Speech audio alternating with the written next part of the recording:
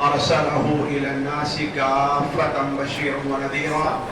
أما بعد فإن خير الحديث كتاب الله وخير الهدي هدي محمد صلى الله عليه وسلم وشر الأمور محدثاتها وكل محدثة بدعة وكل بدعة ضلالة وكل ضلالة في النار.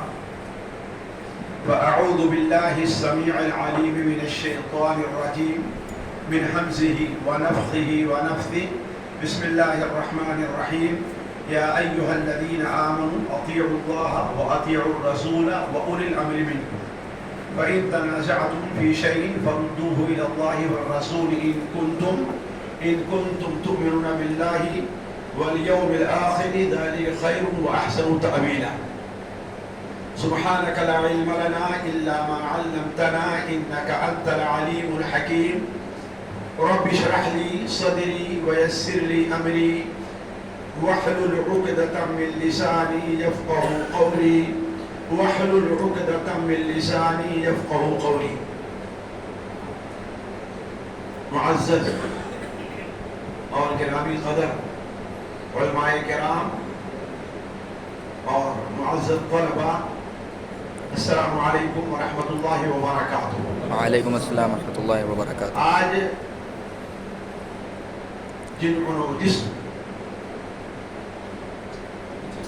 جس عنوان کے تحت میں آپ لوگوں کے سامنے حاضر ہوا ہوں، جو عنوان لے کر آپ لوگوں کے سامنے حاضر ہوا ہوں، میں یہ سمجھتا ہوں کہ وہ وقت کی بڑی اہم ضرورت ہے. اس لیے کہ ہندوستان اور بیرون ہند میں مختلف جگہوں کے دورے کے بعد مجھے اس موضوع کا شدید احساس رہا ہے کہ یہ موضوع ہمارے طلباء اور دعات کے سامنے آنا چاہیے. ابھی بہار کے علاقے میں یا کہیے مشرقی ہند کے علاقے میں دو تین ضلعوں کے دورے پر میں تھا اور بعض ایسی چیزیں ہمارے سامنے آئی جو یقیناً قوم اور جماعت کے لیے خطرناک اور دعوت کے لیے بہت بڑی رکاوٹ ہے، اور وہ ہے باہمی اختلاف.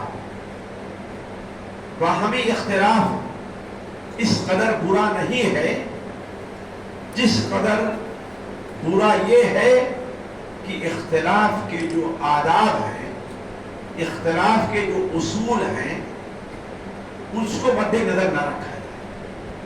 اسی چیز کو سامنے رکھ کر کچھ باتیں اختلاف سے متعلق میں آپ کے سامنے رکھنا چاہوں گا. موضوع تو طویل ہے، اس کے لیے کم سے کم 2-2.5 گھنٹے چاہیے، لیکن میں اسے بڑے اختصار کے ساتھ صرف نکات کے طور پر آپ کے سامنے کچھ باتیں رکھوں گا. اور چونکہ آپ لوگ ایک طالب علم، عالم اور داعی اور پڑھے لکھے ہیں، اس لیے آپ کے لیے اس موضوع کا سمجھنا ہمارے خیال سے مشکل نہیں ہوگا. اسی طریقے سے میں آپ لوگوں کے سامنے جو عبارتیں ہیں عموماً اگر عربی میں آئیں، جیسے قرآن مجید کی بعض آیات ہیں یا نبی کریم صلی اللہ علیہ وسلم کی بعض احادیث ہیں، تو میں عموماً اس کے ترجمے کی کوشش نہیں کروں گا، اس لیے کہ حاضرین میں سے عموماً لوگ اسے سمجھتے ہیں. دیکھیے، اس موضوع کے تحت چند نکات ہیں جسے سامنے رکھنا چاہیے. پہلی چیز تو یہ ہے کہ دیکھیے اختلاف کا معنی لغتاً اور اصطلاحاً کیا ہے. دوسری چیز یہ بات ذہن میں رہنی چاہیے کہ اختلاف ناگزیر ہے. اس امت میں اختلاف کا آنا ناگزیر ہے، پسندیدہ اگرچہ نہیں ہے. اسی طریقے سے یہ نقطہ بھی آئے کہ اختلاف کوئی پسندیدہ چیز نہیں ہے، لیکن وہ کون سی قسم ہے وہ آپ کے سامنے آئے گی. تیسری بات، اس اختلاف کے نقصانات کیا ہوتے ہیں. امت کہ نوجوانوں اور ہماری دعوت پر اس کے کیا برے اثرات مترتب ہوتے واقع ہوتے ہیں۔ چھٹی چیز پانچویں چیز یہ رہے گی کہ اختلاف کی قسمیں کیا ہیں۔ اختلاف کی قسمیں کیا ہیں؟ ہر اختلاف اولا مذموم نہیں ہوتا اور ہر اختلاف ناجائز نہیں ہوتا۔ بسا اوقات اختلاف جائز قسم کا ہوا کرتا ہے۔ اسی طریقے سے اس کے بعد اختلاف جو جس کی مذمت قرآن اور حدیث میں وارد ہے وہ ایک شر ہے۔ پھر اس شر سے بچا کیسے جا سکتا ہے؟ اور آخر میں دو باتیں یہ رہے گی کہ اختلافات کا ادب کیا ہے۔ ہم کسی سے اختلاف کریں تو ہمیں کن آداب کو مد نظر رکھنا چاہیے، اور اگر وقت رہا تو آپ کے سامنے یہ بات بھی آئے گی کہ آخر اختلاف خصوصاً دو عالم کے اندر یہ اختلاف ہوتا کہ وہ اس کے اسباب کیا ہوتے ہیں۔ لیکن اگر میں اس کو واضح نہ کر سکوں تو امام ابن تیمیہ رحمہ اللہ کی کتاب، جس کے اوپر میرا ایک دورہ ہوا تھا اور نیٹ پر موجود ہوگا، رفع الملام عن ائمۃ الاعلام، امام ابن تیمیہ رحمہ اللہ نے جو اختلاف کے وجوہات ذکر کیے ہیں، ان کے پڑھ لینے کے بعد انسان بہت سے مسائل میں اپنے مخالف کو معذور سمجھتا ہے، اور معذور ہی نہیں بلکہ اسے مأجور سمجھتا ہے۔ تو یہ چند باتیں ہیں جو مجھے آپ کے سامنے رکھنی ہے۔ پہلی چیز، اختلاف کا معنی لغوی تعریف۔ دیکھیے اختلاف بنا ہے مادہ خالفہ سے۔ لغت میں صاحب معجم مقاییس اللغہ ابن فارس لکھتے ہیں کہ اصلی معنی کے لحاظ سے خلفہ کا دو معنی آتا ہے۔ ایک معنی ہے بعد میں آنا اور پیچھے رہنا، اور دوسرا معنی ہے تغیر پیدا ہو جانا۔ یہ دو معنی آتے ہیں۔ خلیفہ کو خلیفہ کیوں کہا جاتا ہے؟ اس لیے کہ ایک کے بعد آتا ہے۔ اسی طریقے سے خلوف فم الصائب، کیوں؟ اس لیے کہ وہ مدہ وہ جو ہے کیا ہے، جو اصل ہو جو بدل گئی ہے۔ تو یہ دو معنی لیے جاتے ہیں۔ اختلاف الناس کا معنی یہ ہوتا ہے لوگ باہم مختلف ہو گئے، یعنی ہر شخص ایک کو ہٹا کر اس کی جگہ لینا چاہتا ہے۔ جس سے اختلاف کرتا ہے گویا آپ کی بات صحیح نہیں ہے، آپ ہٹیے، میں جو بات کہہ رہا ہوں وہ یہ ہے۔ بڑے اختصار کے ساتھ لغت میں اختلاف کا معنی۔ اصطلاح میں علماء نے اختلاف کا جو معنی کیا ہے، کسی بھی مسئلے میں دو رائیوں کا مختلف ہو جانا، یہی اختلاف کہلاتا ہے۔ بعض علماء نے کہا ایک دوسرے سے موافقت نہ رکھنا، خواہ یہ موافقت قول میں ہو، یہ موافقت فعل میں ہو، یا یہ عدم موافقت، یہ عدم موافقت قول میں ہو، عدم موافقت فعل میں ہو، یا عدم موافقت رائے میں ہو۔ یہ تینوں چیزیں ہو سکتی ہیں، قول میں بھی، فعل میں بھی، اور ہماری رائے بھی مختلف ہو سکتی ہے۔ جرجاری نے اس کی تعریف کی ہے کہ ہر ایک کا اپنی بات ثابت کرنے کے لیے دوسرے سے نزاع کرنا، یہی چیز کیا ہے، اختلاف کہلاتا ہے۔ ہمارے اردو زبان میں بھی یہ بہت معروف سا لفظ ہے جس کے معنی ہوتا ہے فرق کے، ناموافقت کے، تفاوت کے، بگاڑ کے، انبن کے۔ یہ سارے معنی ہمارے، بلکہ بعض مصطلحات بڑی معروف ہیں ہمارے اردو میں، جیسے اختلاف رائے، اختلاف طبائع وغیرہ۔ اس اختلاف طبائع نے جان کھائی ہے۔ ایک شاعر کہتا ہے پرانے شعراء میں، اس اختلاف طبائع نے جان کھائی ہے، کوئی ہے طالب خلعت کہیں کفن کی تلاش۔ ایک ہی دکان پر جو کپڑے کی ہوتی ہے، کوئی اپنے نوزائیدہ بچے کے لیے کپڑا خرید رہا ہوتا ہے، اور کوئی اپنے کسی میت کے لیے کفن خرید رہا ہوتا ہے تو اس اختلاف طبائع نے جان کھائی ہے. کوئی ہے طالب خلعت, کوئی کفن کی طرف. تو یہ معنی اختلاف کا لیا جاتا ہے. یہ بات واضح کر دوں کہ اللہ تعالیٰ کی حکمت یہ ہے, اللہ تعالیٰ کی مصلحت اسی میں ہے کہ لوگوں کا باہمی اختلاف ہو. لیکن یہ بات سمجھنا چاہیے اللہ تعالیٰ کی کو اختلاف پسند نہیں ہے, لیکن اختلاف ہونا ناگزیر ہے. آپ کو تعجب ہوگا, نہیں, حقیقت نہیں. گناہ اللہ تعالیٰ کو پسند نہیں ہے, لیکن گناہ کا ہونا انسان کی فطرت میں اور یہ ضروری چیز ہے.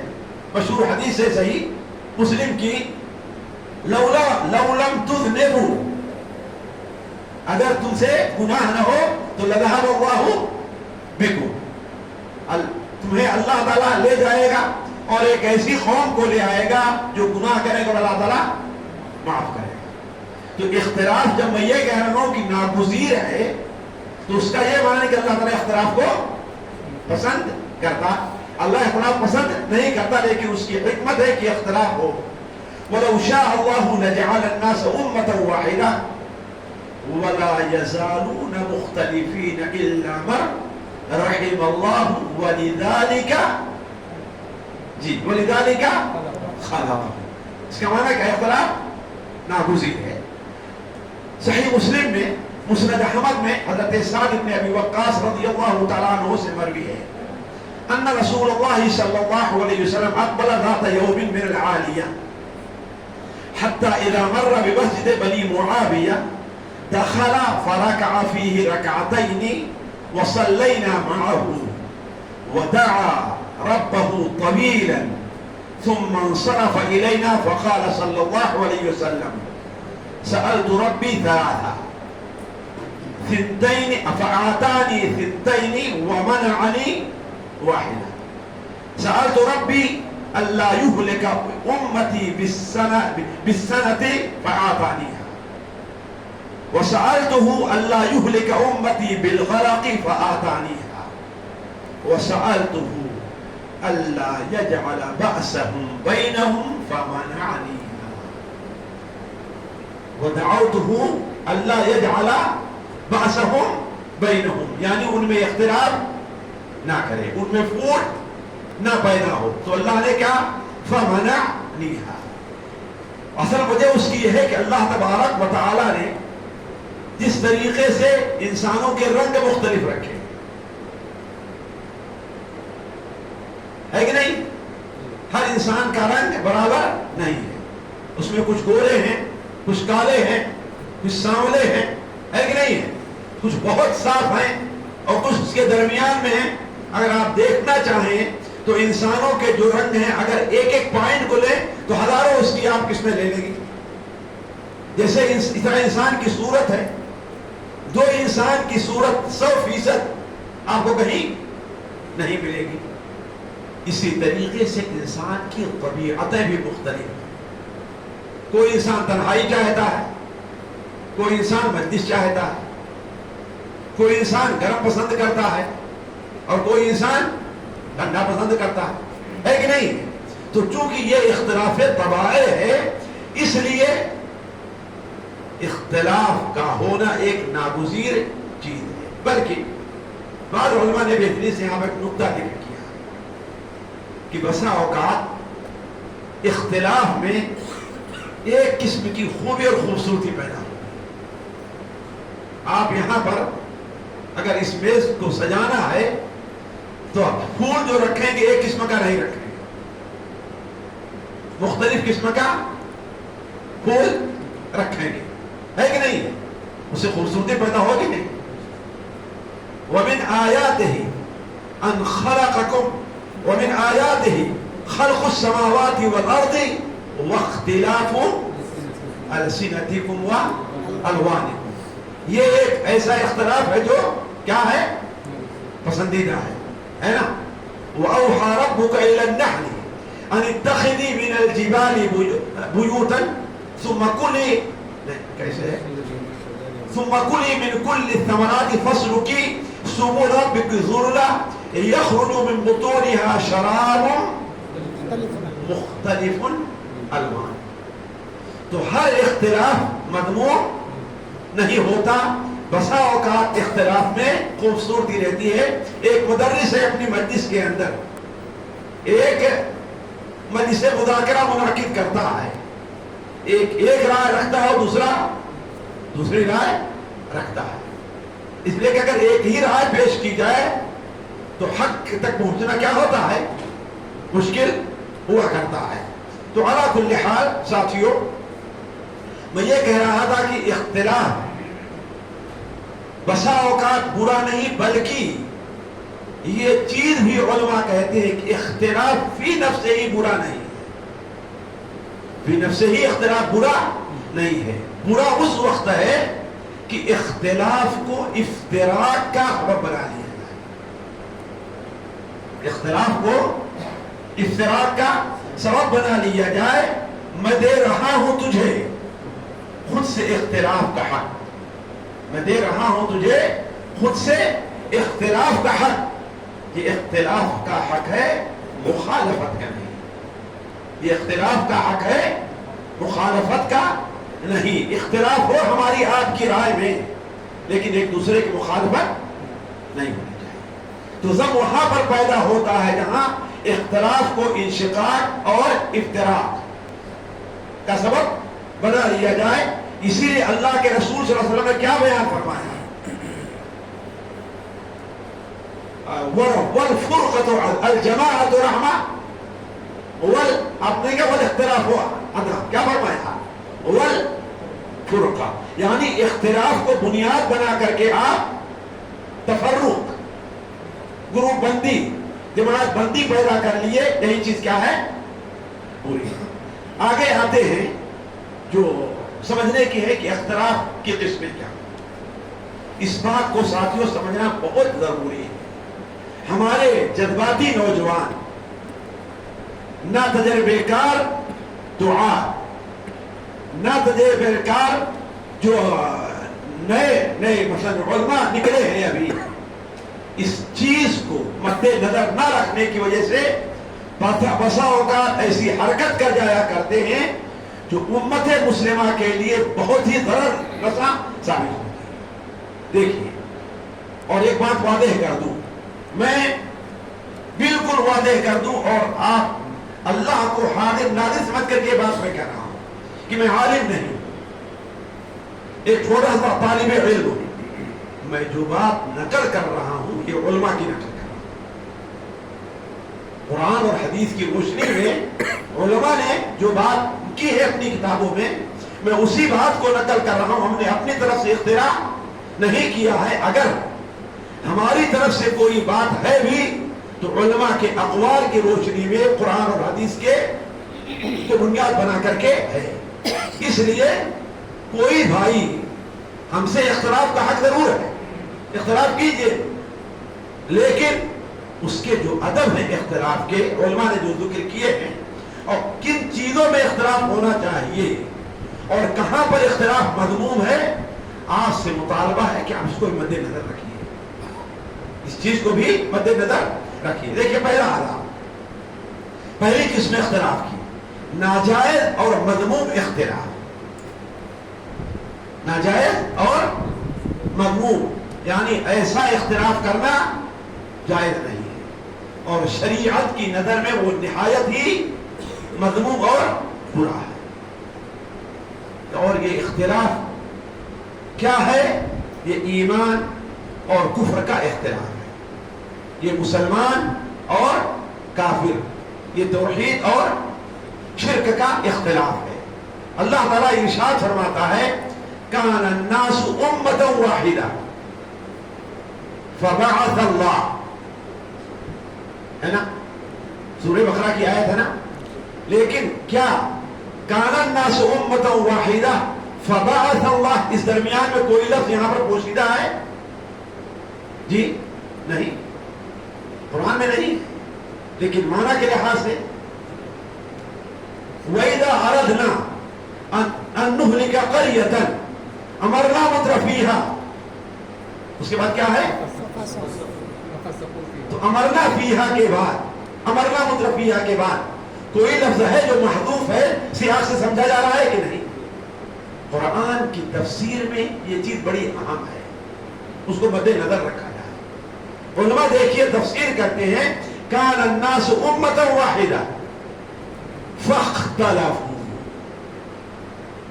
کان الناس امۃ واحدہ، لوگ ایک ملت پر تھے آدم علیہ السلام کے بعد، جب اختلاف پیدا ہوا تو فبعث اللہ النبیین مبشرین ومنذرین۔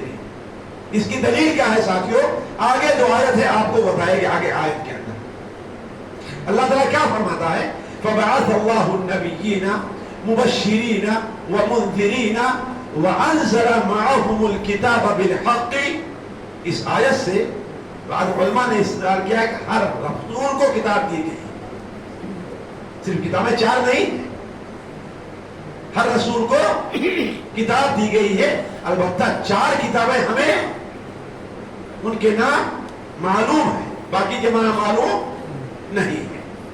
اس لیے کہ اللہ تعالیٰ کیا فبعث اللہ النبیین وانزل معهم الکتاب، اور ان کے ساتھ کتاب لیحکم بین الناس فیما اختلفوا فیہ۔ یہ اس جملے کو مد نظر رکھ کر علماء نے کیا کیا ہے کہ فاختلفوا وہاں پر محذوف ہے، لیکن یہ اختلاف جائز، یہ اختلاف ناجائز اور حرام مذموم اختلاف ہے۔ اسی طریقے سے وَإِذَا أَرَدْنَا أَن نُهْلِكَ قَرْيَةً أَمَرْنَا مُتْرَفِيهَا، امرنا مترفیہا، ہم نے کھاتے پیتے لوگوں کو حکم دیا کس بات کا؟ امرنا بالطاعہ، ہم نے طاعت کا حکم دیا، لیکن فَفَسَقُوا فِيهَا، اس لیے ان کے اوپر عذاب متعین ہو گیا۔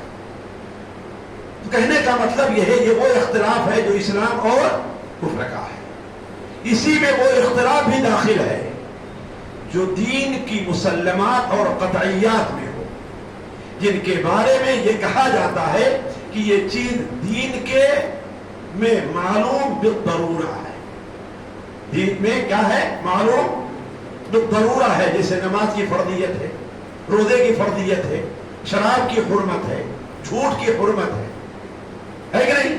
یہ ایسی چیزیں جو ہیں جو دین کے مسلمات میں سے ہیں، ان میں بھی اختلاف کرنا جائز نہیں ہے، اسی میں وہ اختلاف بھی داخل ہے جو اہل سنت و جماعت کا خارجیوں سے ہے،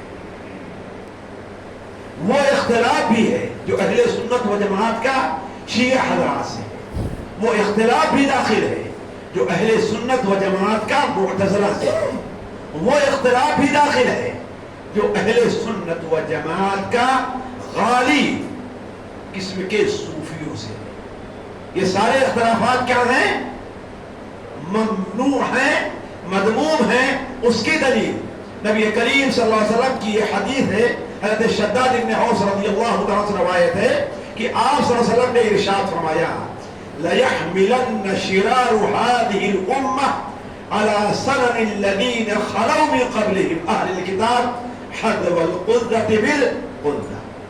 اور یہی وہ چیز ہے جس کی معنیت اس حدیث میں آئی ہے کہ لَيَأْتِيَنَّ عَلَى أُمَّتِي مَا أَتَى عَلَى بَنِي إِسْرَائِيلَ حَذْوَ النَّعْلِ بِالنَّعْلِ حَتَّى إِنْ كَانَ مِنْهُمْ مَنْ أَتَى أُمَّهُ عَلَانِيَةً لَكَانَ فِي أُمَّتِي مَنْ يَصْنَعُ ذَلِكَ إِنَّا لِلَّهِ وَإِنَّا إِلَيْهِ رَاجِعُونَ۔ اختلاف مذموم کی جی غور سے سنیں گے، اختلاف مذموم کی ایک صورت یہ بھی ہے کہ جاہل صرف اردو پڑھ لکھ کر کے اور انٹرنیٹ کی یونیورسٹی سے علم حاصل کر کے جو لوگ کبار علماء اور بڑے علماء پر مسائل میں اعتراض کر دیتے ہیں، چاہے وہ عقیدے کا مسئلہ ہے، سیاست کا مسئلہ ہے، یا معاشرتی یا حلال و حرام کا مسئلہ ہے کہ نہیں؟ یہی چیز نہیں ہے، وہ لوگ اپنے اندر اجتہاد کی اہلیت نہیں رکھتے۔ ہم یہ نہیں کہتے اجتہاد کا دروازہ بند ہے، نہیں، ہم اس کے قائل نہیں ہیں، لیکن اجتہاد کے کچھ اصول ہیں، اجتہاد کے کچھ درجات ہیں، شرائط ہیں. ایک عالم جو ہو آیا اس معیار کو پہنچا ہے کہ نہیں پہنچا، ایک طالب علم اس معیار کو پہنچا ہے کہ نہیں پہنچا ہے.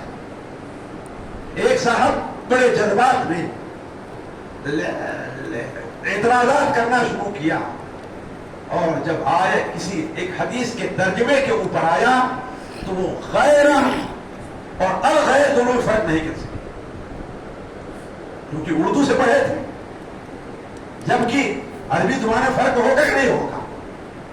غیر آئے یا الغیر، فلاں آئے قال فلان اور قال الفلان، دونوں میں فرق ہے کہ نہیں فرق ہے؟ جی فرق ہے نا. اسی لیے تو شاعر کہتا ہے اذا اشتدت بک البلوى ففکر فی علم نشرہ فعسر جی فعسر بین یسرین اذا فکرتہ ففرح.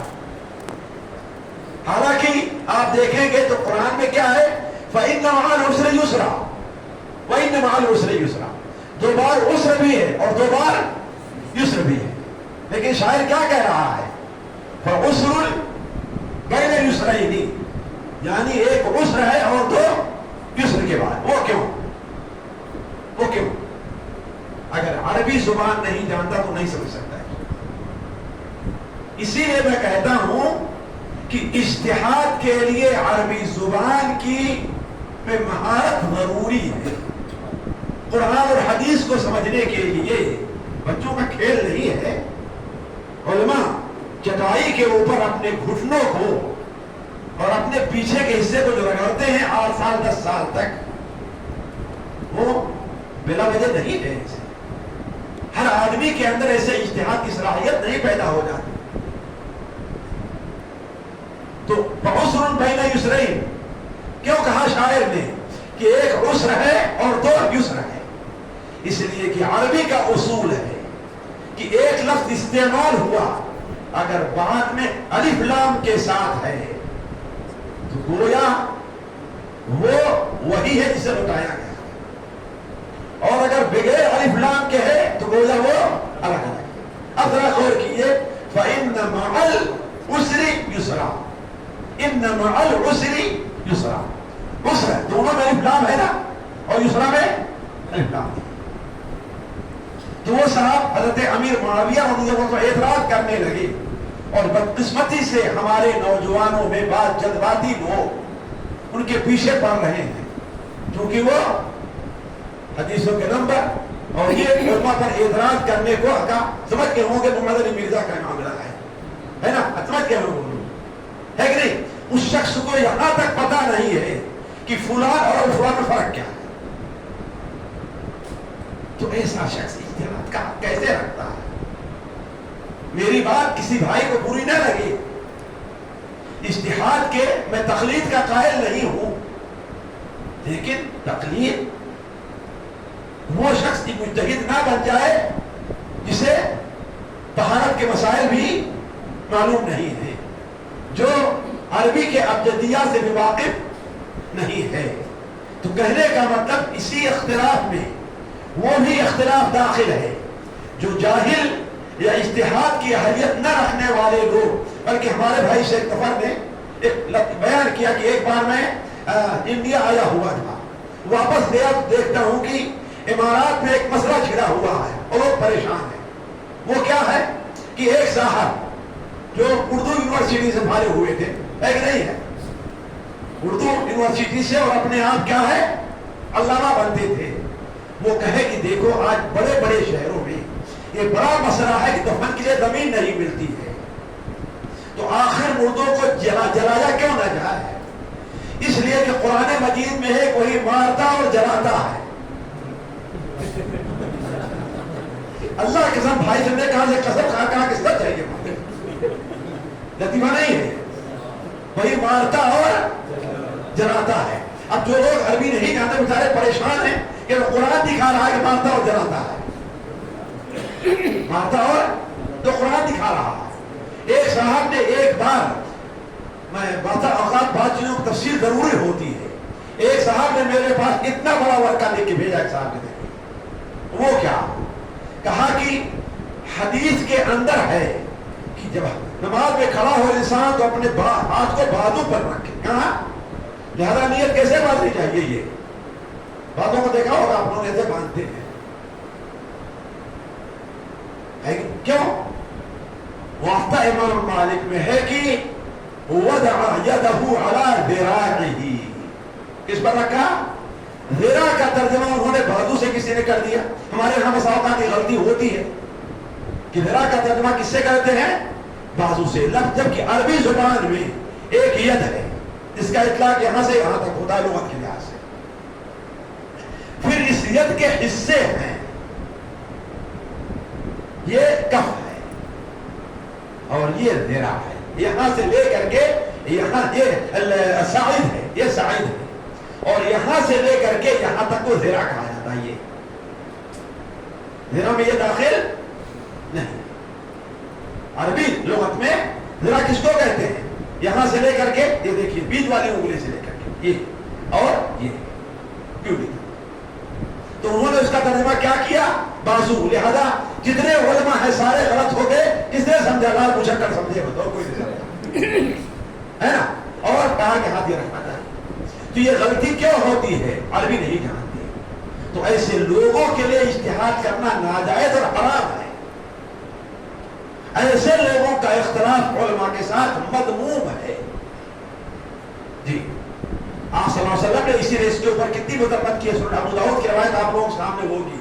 قتلوہ قتلہم اللہ، فرمایا نا آپ نے قتلوہ قتلہم اللہ. اللہ سألوا اذا لم يعلموا فإن شفاء العي السؤال. ہے کہ نہیں ہے؟ آپ نے نہیں کہا ٹھیک ہے ایسا نہیں نا پوچھو دوسروں سے، نہ ہے کہ اپنے مزاج سے فتوا دینا شروع کر دو. تو اللہ کل حال ایسے لوگ اگر حق پر پہنچ بھی جائیں تو وہ گنہگار. اجتہاد کی صلاحیت جن کے اندر نہیں ہے وہ اگر اجتہاد کرتے حق پر بھی پہنچ جائیں وہ گنہگار ہو. کیوں؟ ایک جگہ صحیح کریں گے اور 10 جگہ غلطی ان سے ہو. لہذا دروازہ کیا ہے؟ بند ہوگا. دوسرا اختلاف، یہ تو مذموم اور ناجائز تھا نا. دوسرا اختلاف واجبی اختلاف ہے، یعنی وہاں اختلاف کرنا ضروری ہے. یہ کیا تھا؟ ناجائز تھا، اور یہاں ضروری ہے. وہ ہے اہل حق کا اہل کفر اور اہل بدعت کے ساتھ اختلاف. اہل کفر کا، اہل ایمان اسلام کا اہل کفر اور اہل بدعت کے ساتھ اختلاف. اسی طرف اللہ تعالیٰ نے اشارہ فرمایا ہے وَقَدْ نَزَّلَ عَلَيْكُمْ أَنْ إِذَا سَمِعْتُمْ آيَاتِ اللَّهِ يُكْفَرُ بِهَا وَيُسْتَهْزَأُ بِهَا فَلَا تَقْعُدُوا. ان سے اختلاف کرو یا تو انہیں روکو، منع کرو، نہیں تو اختلاف کر کے ان سے نکل کر کے فَلَا تَقْعُدُوا مَعَهُمْ حَتَّى يَخُوضُوا فِي حَدِيثٍ غَيْرِهِ إِنَّكُمْ إِذًا مِثْلُهُمْ إنكم إذا مثلهم إن الله جامع المنافقين والكافرين جهنم جميعا. یہ دو قسمیں ہوئی. تیسری قسم ہے ناپسندیدہ اختلاف. جی یعنی وہ مذمت اس میں وہ نہیں ہے، وہ حرمت اس میں نہیں بیٹھتی، لیکن پسندیدہ نہیں ہے، اس سے بچنا چاہیے. یہ اہل اسلام کا باہمی اختلاف ہے. یہ علماء کا، طلاب علم کا آپس میں کیا ہے؟ باہمی اختلاف ہے. اس کی کئی صورتیں ہوتی ہیں، چند صورتیں میں آپ کے سامنے رکھتا ہوں. ایک صورت یہ ہے کہ کسی ایک جانب دلیل قوی اور صحیح ہے اور دوسری طرف دلیل کیا ہے؟ ضعیف ہے. ایک جانب دلیل قوی ہے اور دوسری جانب دلیل ضعیف ہے، یا ایک فریق کے پاس دلیل ہے ہی نہیں، ایک کے پاس دلیل نہیں اور دوسرے کے پاس دلیل ہے. ایسی صورت میں بھی اختلاف کرنا کیا ہے؟ ناپسندیدہ ہے. یہ اسی صورت میں ہے کہ انسان اپنی نیت کے لحاظ سے اس کے اندر اجتہاد کی صلاحیت ہے، دلیل نہیں تھی، اس نے اپنے اجتہاد سے کوئی بات کہی اور وہاں پر اختلاف ہو گیا. فرق سمجھیں گے؟ اس کے اندر اجتہاد کی صلاحیت ہے، وہ عالم ہے، اچھا طالب علم ہے, قرآن اور حدیث کو سمجھتا ہے, لیکن ہر دلیل ہر انسان کے سامنے ہمیشہ نہیں رہتی ہے. جیسے حضرت عمر رضی اللہ تعالیٰ عنہ, میں دلائل دے کر کے تو نہیں دینا چاہتا تھا, لیکن بسا اوقات مسئلے کو سمجھنے میں کیا ہے, دلیل سے آسانی ہوتی ہے, ورنہ آپ کہیں گے کیسے ہو سکتا ہے. حضرت عمر رضی اللہ تعالیٰ عنہ کا یہ خیال تھا کہ مطلقہ ثلاثہ, اس کے لیے نفقہ بھی ہے اور سترہ بھی ہے. لا تخرجوهن من بيوتهن ولا يخرجن الا ان ياتين بفاحشة مبينة. یہ ان کے پاس دلیل تھی, ہے کہ نہیں ہے. اور حضرت فاطمہ بنت قیس رضی اللہ تعالی عنہا, انہوں نے اس سے واضح دلیل نہیں تھی.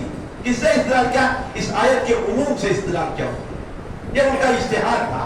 اس آیت کے عموم سے فاطمہ بنت قیس آئی اور انہوں نے کہا کہ میرا خود کا معاملہ ہے, میرا خود کا معاملہ ہے, اللہ کے رسول صلی اللہ علیہ وسلم نے میرے لیے نہ نفقہ رکھا نہ سکنا رکھا. تو حضرت عمر نے اختلاف کیا کہ اختلاف نہیں کیا. حضرت عمر نے کہا کہ ہم اللہ کی کتاب کو کسی عورت کی بات پر نہیں چھوڑ سکتے کہ وہ بھولی ہے یا اس کو یاد رکھا ہے بھول گئی. حالانکہ حضرت عمر کے سامنے کوئی واضح دلیل نہیں تھی, لیکن پھر بھی ایک مفہوم کو سمجھا. یہ واضح کرنے کے لیے یہ ان لوگوں کا اختلاف ہے جن کے اندر اجتہاد کی صلاحیت ہے, مسئلے کو وہ سمجھ سکتے ہیں, نہ یہ کہ مسئلے کو نہ سمجھتا رہے اور دلیل نہ ہو اختلاف کرے, یہ تو مضمون میں داخل ہو گئے. اس کی ایک صورت یہ بھی ہے, ایک فریق اس میں سے ایک فریق حق پر ہوگا اور دوسرا غلط ہوگا, لیکن اللہ تعالیٰ کے نزدیک دونوں معذور اور مأجور سمجھے. حالانکہ ایک ہی فریق حق پر ہے اور دوسرا باطل, لیکن اللہ تعالیٰ کے نزدیک دونوں معذور اور مأجور سمجھے جائیں گے. اس لیے ہم نے اسے وہ مذموم اختلاف کا نام نہیں دیا, نہ پسندیدہ اختلاف. اس لیے ایسے جو بھی علماء ہیں 999% اللہ کوئی 1% ہو, اللہ عالم. یہ علماء کا قول 99%, یہ میرا قول ہے, غلطی بھی ہو سکتی ہے کہ نہیں ہے. 999% ایسے علماء کے سامنے جب بھی کوئی بات آتی ہے وہ فوراً دلیل آ گئی, فوراً رجوع, سمجھ میں آ گئی بات, فوراً رجوع کر لیتے ہیں, اس کے اوپر حجت اور بحث نہیں کرتے. اللہ تعالیٰ نے خود ہی فرمایا ہے وَلَيْسَ عَلَيْكُمْ جُنَاحٌ فِي مَا أَخْطَأْتُمْ بِهِ وَلَكِنْ مَا تَعَمَّدَتْ قُلُوبُكُمْ, تم سے غلطی ہو گئی ہے, وَلَيْسَ عَلَيْكُمْ جُنَاحٌ. اور حدیث مشہور ہے, آپ لوگ بار بار جو ہے اسے سنتے ہیں, صحیح بخاری وغیرہ میں ہے کہ اجتہد الحاکم فَأَصَابَ فَلَهُ أَجْرَانِ وَإِذَا أَخْطَأَ فَلَهُ أَجْرُ اجتہاد. ایسا اختلاف جو شاذ ہو, جو شاذ ہو. شاذ کا معنی کیا ہے کہ سلف میں یہ اختلاف نہیں پایا جاتا, یا ہو سکتا ہے صحابہ کے یہاں رہا ہو لیکن بعد میں امت کا اتفاق ہو گیا, بعد میں امت کا اس پر اتفاق ہو گیا, ہے کہ نہیں. یہ اختلاف اسی میں شاذ داخل ہے, جیسے نکاح متعہ ہے نا, یہ اختلاف جو رہا ہے شاذ رہا ہے. حضرت عبداللہ بن عباس رضی اللہ تعالیٰ اسی طریقے سے ربا الفضل, ربا الفضل کی, ربا کی دو صورتیں ہیں نا, ربا الفضل اور ربا النسیہ. بعض صحابہ کو شبہات, حضرت حذیفہ وغیرہ شبہہ تھا کہ وہ ربا الفضل کے قائل نہیں تھے. حضرت عبداللہ عباس بھی ایک روایت ہے, لیکن یہ اختلاف بعد میں ان کے بعد ختم ہو گیا, امت کا کوئی عالم اس کا قائل نہیں رہا. اسی طریقے سے جیسے امام مالک کے ہاں نعوذ باللہ من ذالک عورت کے دبر کے اندر امام شافعی کے قول ہے دبر میں جمع کو جائز کہتے تھے, لیکن بعد میں خود ان کے ماننے والوں نے اسے قبول. ایسا اختلاف شاذ ہے. عصر حاضر میں اس کا اختلاف پایا, ایک مثال پائی جاتی ہے. اگر آپ لوگ معذور رکھیں, ناراض نہ ہو تو وہ بات کہیں, 3 مسجدوں کے علاوہ دیگر مساجد میں اعتکاف کا بھی مسئلہ ہے. یہ بھی اختلاف شاذ ہے، اگرچہ علامہ البانی رحمہ اللہ نے اسے اٹھایا ہے، لیکن یہ اختلاف شاذ ہے. ایک چھوٹے طالب علم ہونے کی حیثیت سے میں بڑی ذمہ داری سے بات کہتا ہوں کہ حضرت حذیفہ کے اس روایت کے بعد سلف میں مجھے اس کا کوئی قائل نظر نہیں آتا ہے کہ تین مساجد کے علاوہ کسی اور جگہ اعتکاف جائز نہیں. مجھے کوئی نہیں، مجھے کوئی ملا نہیں. اگر کسی کو معلوم ہے تو بتا دیں. اور جو حضرت سعید بن مسیب وغیرہ کا قول نقل کیا جاتا ہے اس بارے میں صریح نہیں ہے، اور اس بات پر دلیل بھی نہیں ہے. ان کا قول ہے لا اعتکاف الا فی مسجد النبی. کیا ہے؟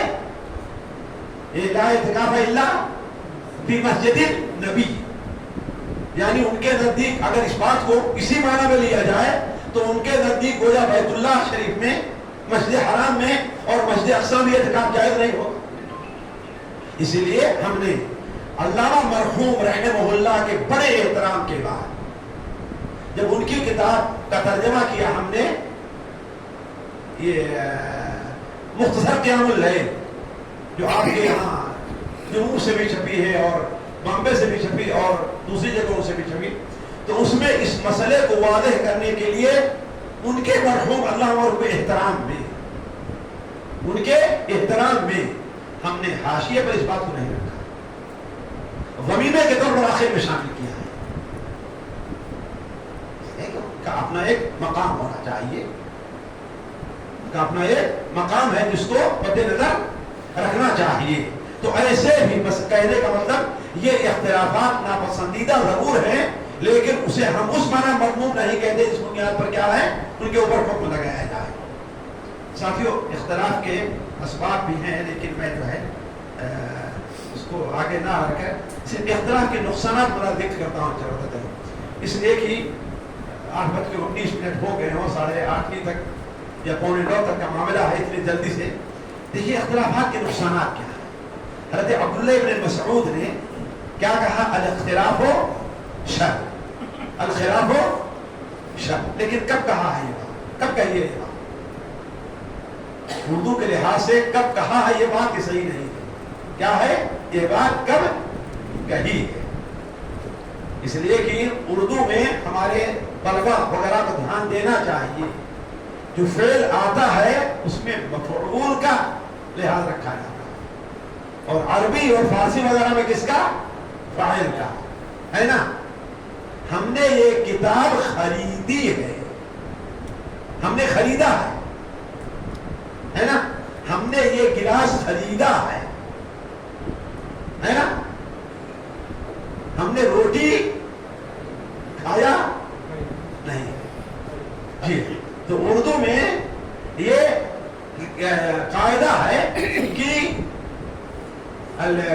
جو فعل آتا ہے بعد میں کس کے مناسبت سے آتا ہے؟ وہ مفعول کی مناسبت سے آتا ہے.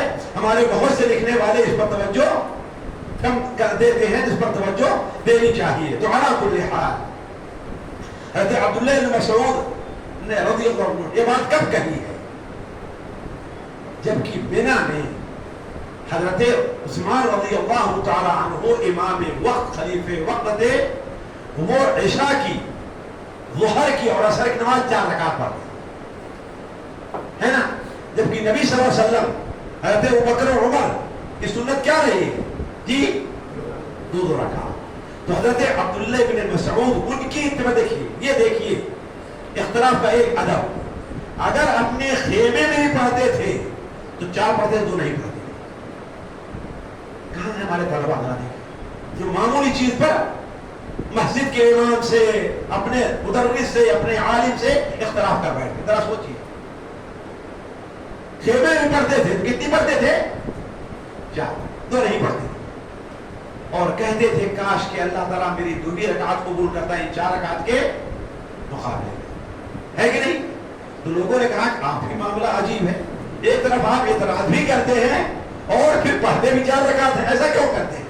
تو کیا کہا انہوں نے؟ الخلاف شر. یہ جملہ اس وقت ادا کیا الخلاف ہو شر. یہ اختلاف کے بارے میں علماء کی وسعت رہی ہے. علامہ البانی رحمہ اللہ آپ جانتے ہیں رکوع کے بعد ہاتھ باندھنے کو سنت کہتے ہیں. جی علامہ البانی کیا کہتے ہیں؟ شیخ بدیع بدعت کہتے ہیں اور شیخ ابن باز سنت اور مستحب کہتے ہیں. ہے کہ نہیں؟ فرق ہے زمانے میں کہ نہیں ہے؟ ہم نے ایک عالم کی زبانی سنا اور خود علامہ البانی یوٹیوب پہ دیکھیں موجود ہوگا.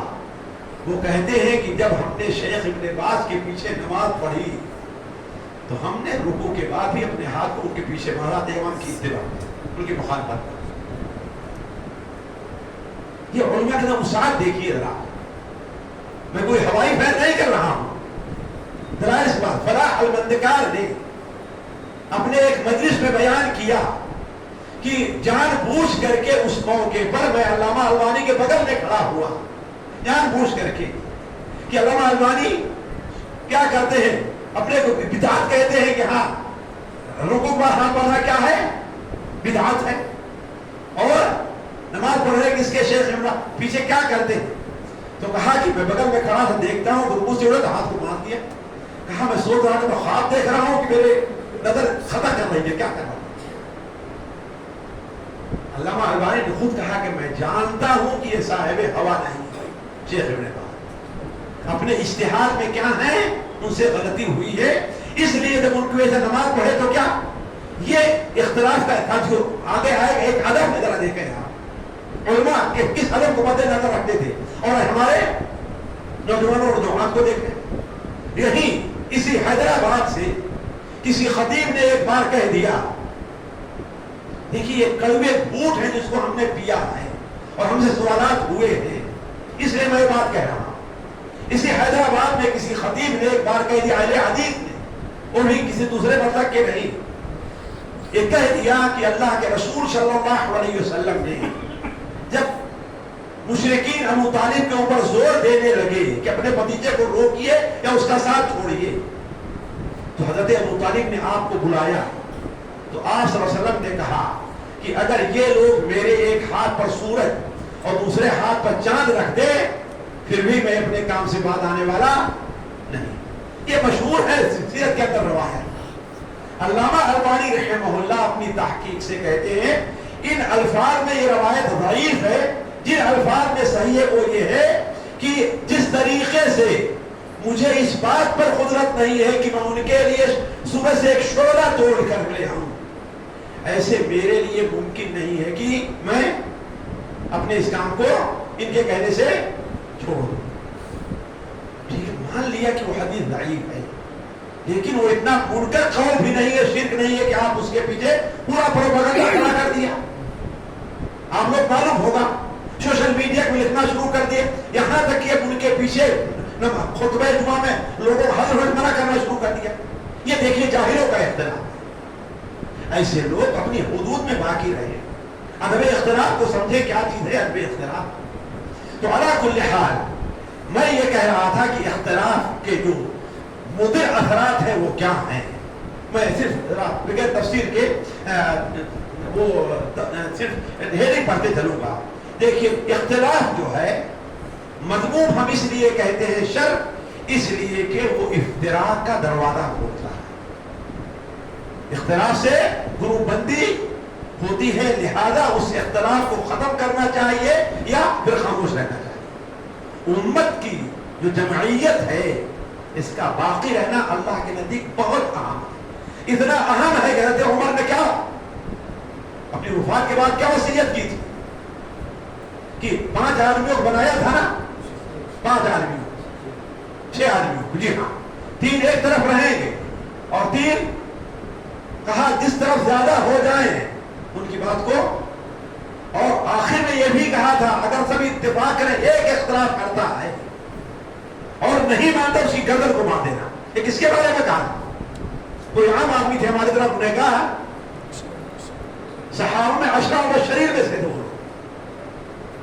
تو اختلاف اس قدر بری چیز ہے افتراق اس قدر بری چیز ہے. تو اختلاف جو ہے افتراق کا دروازہ. اسی لیے نبی کریم صلی اللہ علیہ وسلم کی وصیت دعات کے لیے کیا رہی ہے؟ جب یمن بھیجا حضرت معاذ ابن جبل اور ابو موسیٰ اشعری کو، تو شیخ بدی کیا وصیت کی تھی آپ نے؟ تطابعا ولا تختلفا. صحیح بخاری میں ہے نا شیخ، تطابعا ولا تختلفا. دوسری چیز یہ ہے ساتھیوں، اختلاف مسلمانوں کی طاقت کو کمزور کر دیتا ہے. آج پوری تاریخ میں اور آج بھی دیکھ لیجئے، مسلمانوں کی طاقت اس کثرت، اس بڑی تعداد میں ہونے کے باوجود بھی ان کی طاقت کمزور کیوں ہے؟ اللہ کی قسم، ان میں صاحب دماغ کی کمی نہیں ہے، ان میں بہادروں کی کمی نہیں ہے، ان میں ہمت والے مجاہدین کی کمی نہیں ہے، ان میں پلاننگ کرنے والوں کی کمی نہیں ہے. کمی جو اصل ہے وہ یہ ہے کہ سارے لوگ ایک نہیں ہیں. لوگ بڑے دلیری سے شور کرتے، اعلان کرتے ہیں کہ سعودیہ کیا کر رہا ہے، یہ کیا کر رہا ہے، وہ کر رہا ہے. سعودیہ کے لیے کیا کرے؟ سوچیں.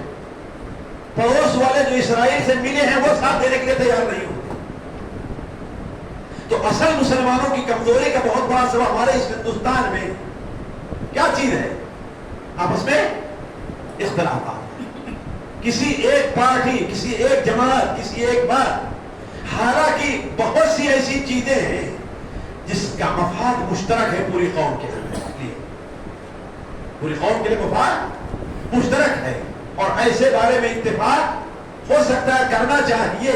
لیکن اور ذرا غور کریں گے، نوجوانوں، جذباتی مولویوں، میرے داعیوں، اختلاف علم کی گہرائی تک جانے اور صحیح علم سے روکتا ہے. اور علم کس کو کہتے ہیں؟ شریعت کی اصطلاح ہے.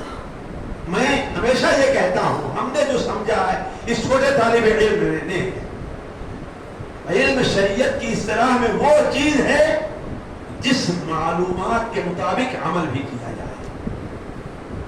اگر عمل نہیں کیا جاتا تو قرآن اور حدیث میں اسے علم نہیں کہا جاتا. اس نقطے کو آپ اگر سمجھ لیں گے تو انما یخشی اللہ من عبادہ العلماء کا مفہوم سمجھ میں آ جائے گا. ورنہ بچپن میں چھوٹے میں مجھے الجھن ہوتی تھی کہ میں دیکھتا ہوں کہ وہ مولوی ہے، جھوٹ بھی بولتا ہے نا، وہ مولوی ایسا ہے، اپنے ساتھی کی غیبت بھی کرتا ہے، وہ کرتا ہے، یہ کرتا ہے، اور اللہ کیا فرما رہا ہے؟ انما یخشی اللہ من عبادہ ہی کہاں گیا؟ تو وجہ اس کی یہی ہے کہ علم کیا چیز ہے. اسی لیے قرآن کی اصطلاح میں اس علم کے مطابق عمل نہ کیا جائے وہ علم نہیں، وہ معرفہ ہے. یعرفون نعمت اللہ ثم ینکرون. اس کو انہوں نے کیا کہا وہاں پر؟ علم نہیں کہا، یعلمون نعمت اللہ. کیا کہا مولانا؟ یعرفون. تو یہ فرق ہے علم میں اور معرفہ میں. تو علم وہ ہے کہ اس علم کے مطابق عمل کیا جائے. اگر اس نقطے کو سمجھ لے تو آج ہمارے جتنے لوگ اختلافات میں پڑے ہوئے ہیں، اللہ کی قسم عملی طور پر ان کے اندر بڑی کمی پائیں گے. حالانکہ جو طاقت ان کی اس بارے میں صرف ہو رہی ہے وہی طاقت علم کی گہرائی میں جانے، قرآن مجید کو یاد کرنے، حدیث کا مدارسہ کرنے، یہ کرنے وہ کرنے پر صرف ہوتی. تو ان کے لیے مجھے یاد ہے علامہ البانی رحمہ اللہ کے سامنے ان کی کیسٹ میں سن رہا تھا، اپنے کانوں سے ہم نے سنی ہے. علامہ البانی رحمہ اللہ کے سامنے پیش کیا گیا فلاں شخص یا فلاں نوجوان یہ کہہ رہا ہے. علامہ البانی نے کہا اس سے کہو جا کے کچھ قرآن یاد کر لے، کچھ حدیثیں یاد کر لے، اس کے لیے فائدے مند ہوگی. کیا کہا؟ جا کر کچھ قرآن یاد کر لے اور حدیثیں یاد کر لے، اس کے لیے مفید. یہ بات میں کیوں کہہ رہا ہوں؟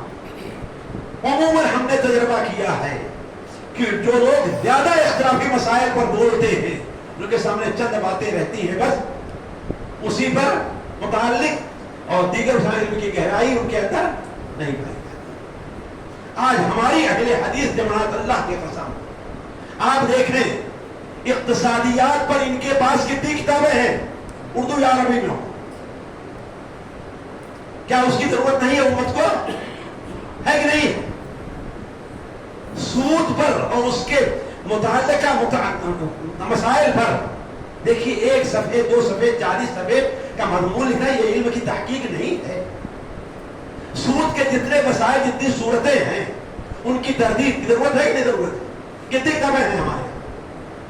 لیکن آمین، رفع الیدین، صحیح سنت نبوی، صحیح نماز نبوی، اور یہ اور وہ، دیکھیے مکتبہ بھرا پڑا ہے وہاں. کدھر کہہ رہا ہوں یہ کیا ہے؟ صحیح علم سے دور رکھا گیا ہے اس اختلافات. اللہ کی قسم اس ذات کا میرے دل میں بڑا احترام ہے، اور کوئی بھی ان کی چھوٹی بڑی کتاب بغیر پڑھے میں نہیں چھوڑتا. مولانا اسماعیل صاحب سلفی گجرانوالہ رحمہ اللہ، ان کا ایک اپنا اسلوب ہے.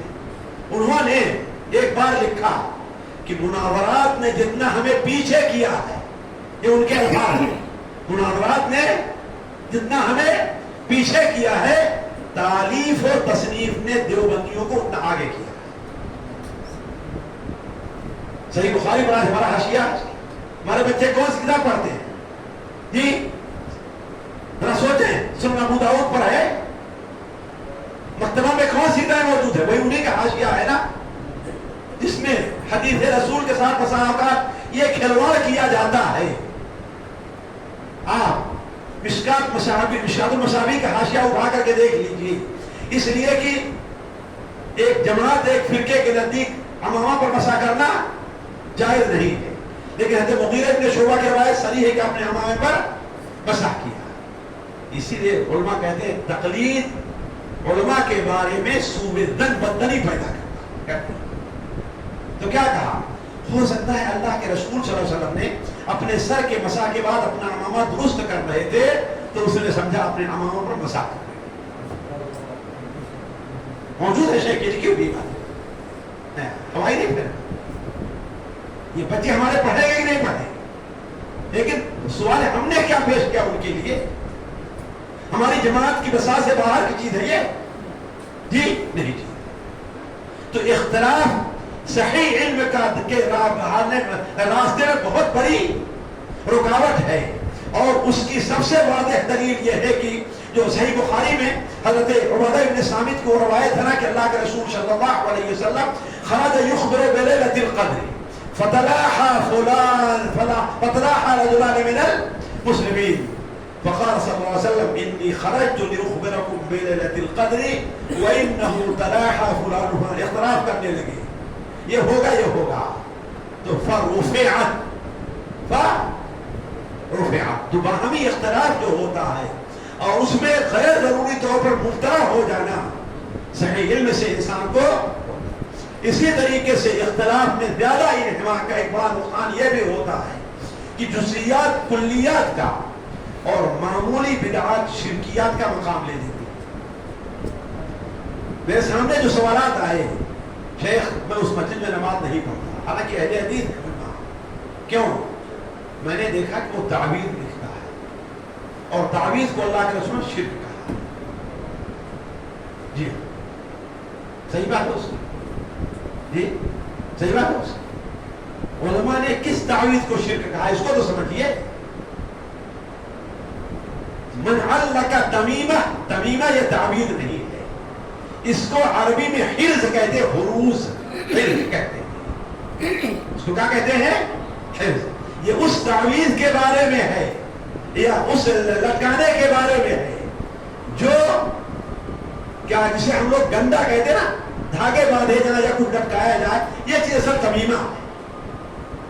یہ تعویذ جو عربی میں لکھی ہے تمیمہ یہ نہیں ہے. اس پر تو جمہور علماء اس کے جواب کے قائل رہے ہیں، اس تعویذ کے اس کے جواب کے قائل رہے. تو اگر آپ کے نزدیک وہ کیا ہے؟ شرک ہے، لیکن شرک اکبر تو نہیں ہے نا، وہ کیا ہے؟ شرک اصغر ہی ہے. اس کی بنیاد پر آپ ایسا کلیہ بنا لیا کہ وہ کافر ہو گیا، مسلم سے نماز پڑھنا ہی جائز نہیں، آپ نے اسے بدعتی شمار کر دیا. تو جو اختلافات ہوتے ہیں بسا اوقات اس میں جزئیات کو کلیات اور معمولی بدعات کو شرکیات کا مقام دے دیا جاتا ہے. جیسے آج ہمیں گستاخ رسول کیوں قرار دیا جاتا ہے سب سے بڑا کہ ہم میلاد النبی نہیں مناتے. جزئیات کا مسئلہ نہیں مناتے. اگر تم نیک نیتی سے مناؤ تو ہمیں معذور تو سمجھو نا، ہے کہ نہیں؟ نہ ایک ہمیں گستاخ رسول گردان دو اور ہمارا قتل کو واجب قرار دو، نعوذ باللہ من ذالک. مسلمانوں کو اختلاف آپس میں ان کے اصل مقصد سے روکتا ہے. ان کا اصل مقصد کیا ہے؟ میرا پیغام محبت ہے جہاں تک پہنچے، یہ میرا پیغام ہے۔ اللہ کا پیغام اللہ کی مخلوق تک پہنچانا ہے، لیکن ان اختلافات کو پڑھ کر کے ہم نے اس میدان کو غیروں کے لیے چھوڑ دیا ہے۔ بات صحیح نہیں صحیح؟ تو کہنے کا مطلب ہے کہ مسلمانوں کو، اسی لیے آپ دیکھیں گے اس کا نقصان کتنا بڑا ہوتا ہے۔ پڑھا ہوگا آپ نے جو معصومی رحمہ اللہ نے اپنی کتاب کے اندر لکھا ہے، وہ خطاب کیا ہے؟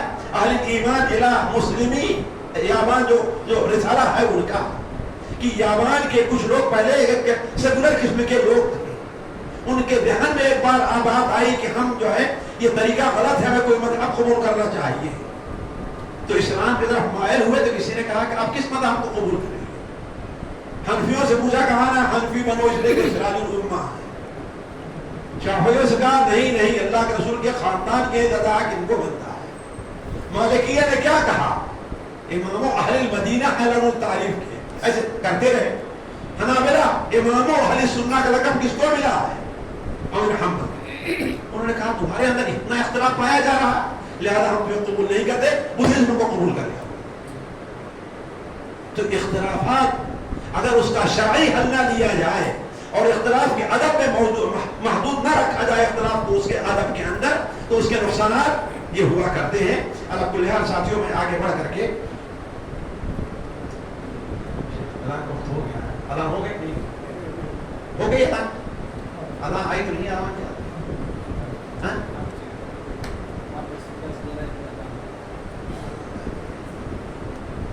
کیا کریں گے؟ بند کیا جائے؟ میں تھوڑا سا اختلاف کا جو ادب ہے وہ رکھنا چاہتا تھا۔ گنا دوں میں آپ لوگوں کے سامنے۔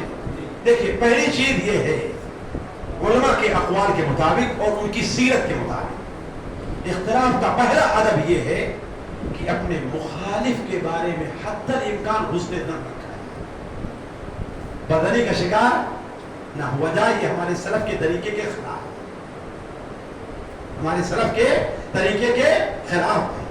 اسے یہ حق ہے کہ وہ مجھ سے اختلاف کرے، اسے یہ حق ہے کہ وہ مجھ سے اختلاف کرے، مگر وجود کا میرے بھی اعتراف کرے۔ میں بھی کچھ ہوں، یہ بھی تو مانے کہ نہ مانے، یہ نہیں کہ ہمیں یہ نفس پرست ہے۔ جیسے ابھی آپ کے سامنے آئی بات کہ نہیں آئی، یوسف قرضاوی کے انتقال کے بعد ظاہر بات ایک سنجیدہ عالم عبدالعظیم مدنی ہے کہ نہیں ہے، ہمارا ان سے بعض نکات میں اختلاف ہو جائے لیکن ان کی علمیت، ان کی سنجیدگی کے بارے میں سلفی ہے، اہل حدیث ہے نا، ہم اختلاف نہیں کرتے، لیکن صرف انہوں نے کیا کہہ دیا؟ رحمہ اللہ کہہ دیا، تو لوگ ان کے سوشل میڈیا پر یہ غلط کہہ رہا ہوں ساتھی، یہ وہی برائی ہے جو ہمارے اندر پیدا ہو گئی۔ یزید کے بارے میں امام غزالی کہتے ہیں رحمہ اللہ کہنا بہتر ہے اسے رحمہ اللہ کہا جائے، انہوں نے رسالہ لکھا ہے، بلکہ انہوں نے یہاں تک کہا ہے اگر تم نہ بھی کہو گے اللہ تم سے کہلوا دے گا، اگر تم نہ بھی کہو گے تو اللہ تم سے کہلوا دے گا۔ وہ کیسے کہا تم نماز پڑھو گے کہ نہیں پڑھو گے؟ السلام علینا وعلی عباد اللہ الصالحین، نہ پھر بھی کہلوا دے گا، یعنی اتنے سخت رہے ہیں۔ اب ہم ان کے بارے میں بدتر ہو جائیں اسی دنیا؟ نہ سوچیں نا، امام ابن الجوزی رحمہ اللہ یزید کے پر لعنت کے قائل تھے، تو ہمارا موقع ہم ان کے بارے میں بدتر ہو جائے؟ یہ ہمارے سلف کا طریقہ نہیں ہے۔ بدقسمتی ساتھیوں وقت نہیں کہ میں آپ سے تفصیل سے رکھوں، ایک مثال میں دیتا ہوں آپ۔ جنگ جمل جو ہوئی تھی کیوں قائم ہوئی تھی؟ جی میں چھوٹے حادثات ہی پیش کرتا ہوں۔ جنگ جمل کس کے درمیان میں تھی شیخ؟ حضرت عائشہ، طلحہ اور زبیر ایک طرف ہے، حضرت علی ایک طرف ہے کہ نہیں؟ یہاں تک معاملہ پہنچ گیا کہ ہزاروں لوگ قتل کر دیے، حضرت طلحہ بھی اس میں شہید ہوئے۔ حضرت طلحہ رضی اللہ تعالی عنہ کے مولا، خادم، غلام ابو حبیبہ لکھتے ہیں کہ میں حضرت طلحہ کے بیٹے عمران کو لے کر کے حضرت علی کے پاس پہنچا۔ یہ کب؟ واقعہ جمل کے تو حضرت علی نے فرحب به وعدنا، عمران ابن طلحہ کو رحب به وعدنا، ثم قال، غور کریں گے، ثم قال انی لارجو ان یجعلنی اللہ واباک ممن قال فیہم ونزعنا ما فی صدورہم من غل اخوانا على سرر متقابلین. یعنی اتنی بڑی مخالفت کے باوجود بھی کیا ان کے بارے میں بدنی کے شکار نہیں. اس نے در رکھا کہ ان سے جو بات ہوئی ہے وہ اجتہاد غلطی کے اوپر. اور ہم ایک فقہی مسئلے میں، ایک عام مسئلے میں کسی سے اختلاف ہو جائے، اگر کہ ہماری جماعت کا نہیں ہے، ہم فوراً کیا کرتے ہیں؟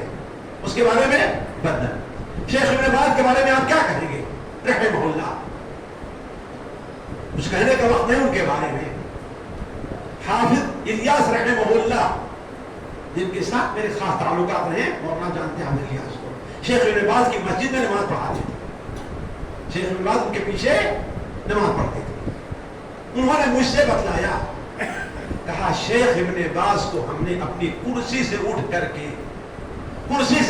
کے دروازے تک پہنچاتے ہوئے صرف ایک آدمی کے بارے میں دیکھا ہے کہ اور کے لیے اپنی جگہ سے اٹھے نہیں، صرف ایک آدمی کے لیے.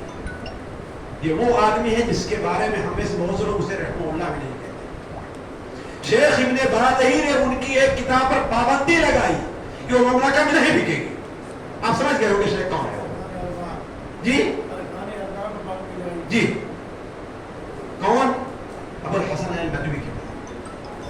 اس کے باوجود کتنا احترام، اگر بدل ہوتے تو یہ احترام باقی رہتا. حافظ ابن الیاس نے مجھ سے کہا ہے، ساتھ کسی اور سے نہیں، کہا ہم نے اپنی کرسی سے اٹھ کر دروازے تک پہنچانے تک شیخ ابن باز کو کسی اور کے لیے اٹھتے ہم نے نہیں دیکھا ہے. ظاہر بات وہ ایک عالم تھے، ان کا اپنا ایک مقام تھا. ہم سے 1 2 3 4 10 20 مسائل میں ان سے اختلاف الگ چیز ہے، لیکن جہاں تک ان کی دوسری طرف خدمات ہیں، ہے کہ نہیں؟ امام ابن تیمیہ کی سیرت اتنی بہتر آج تک مجھ کو کوئی نہیں ملتا ہے. اور میں کہوں گا آپ لوگ پڑھیے امام ابن تیمیہ کی حقیقت کو سمجھنے کے لیے ابو الحسن ندوی کی دعوت تاریخ دعوت و عدیمت پڑھیے. آپ دیکھیے امام کون ہے امام ابن تیمیہ، آپ کو اندازہ لگے. لیکن اس کے باوجود کیا شیخ ابن باز پابندی بھی لگا رہے ہیں اور اس قدر احترام باقی ہے بغیر حسن دل کے. تو پہلی چیز ادب اختلاف یہ ہے.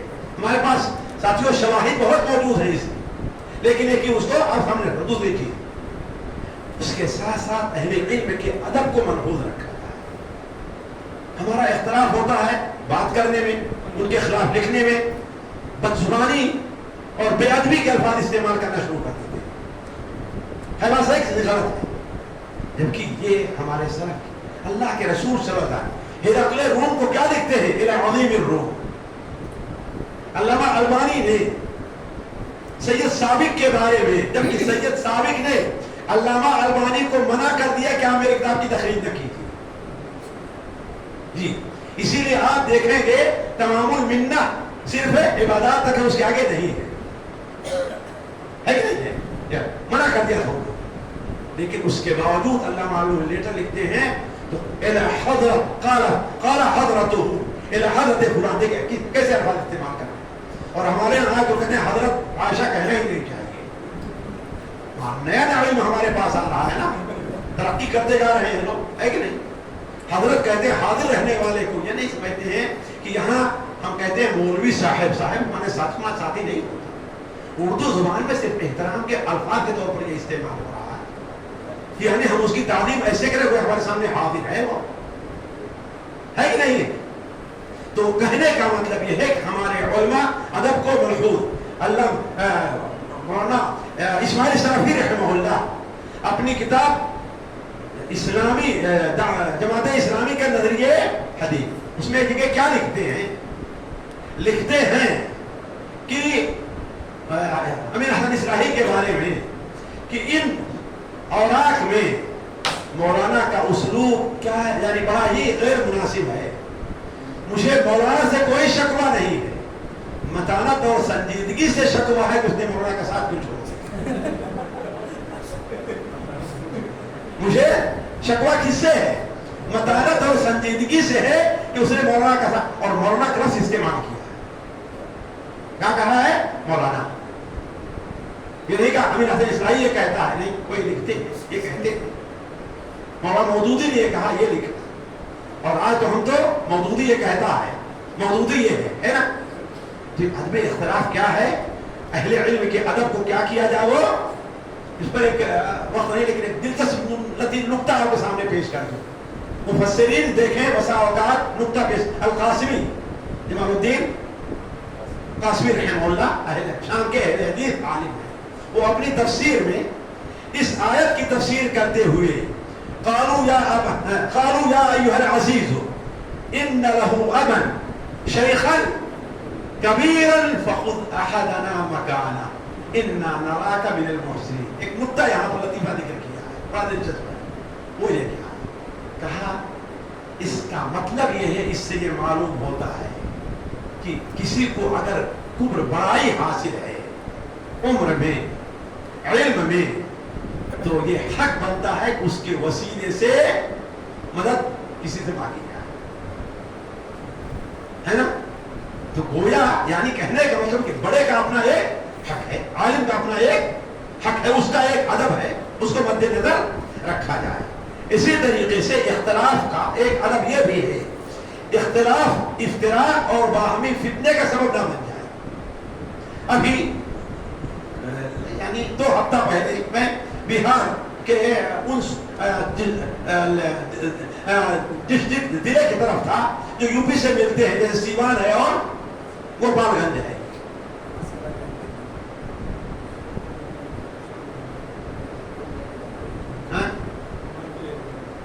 چلیے یار زندہ جی شروعات باقی